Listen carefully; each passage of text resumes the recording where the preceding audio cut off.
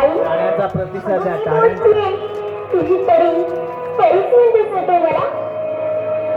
पण तुला आईकडे कसं समजू ग? अगं कोणी कोणाला उगाच भेटत नाही तर ते गल्ली रुग्णालय बंद असतात. आपले रुग्णालय बंद आहेत का ग? ती जाणे आपण भेटलो म्हणजे बुरा नाही.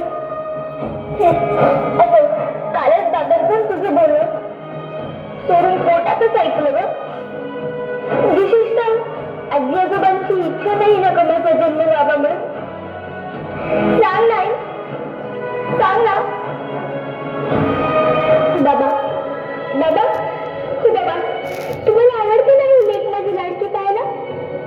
बाबांची खूप लाडकी दिसतात ना. सांगा ना बाबा. बाबा तुम्ही आईला का दवाखान्यात नेऊन गेला ना? किती मोठमोठ्या मशीन्स होत्या तिथं आणि त्यात तुम्ही किती छान दिसत होते ना. सांगा ना बाबा. बोला ना. आजी आजी तू का दिलं काय ते औषध? किती कडू होतं का आजी ते? आजी असं देत जाऊ नकोस ग. मला त्रास होत होता. मला गुदमरून येत होतं ग आजी. आजी तू पण एक मुलगी म्हणूनच जन्माला आलीस ना ग. तर माझं स्वागत तू नाही करणार तर अजून कोण करणार? सांग ना आजी. आई आई तू का घेतलंस का ते औषध? किती कडू होतं काय ते?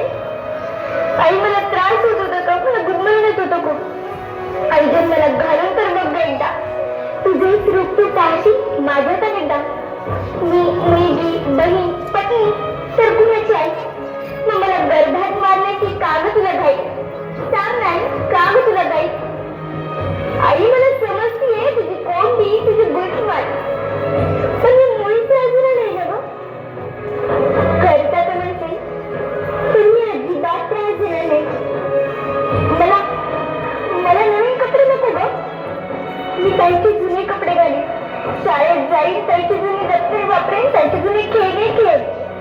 मी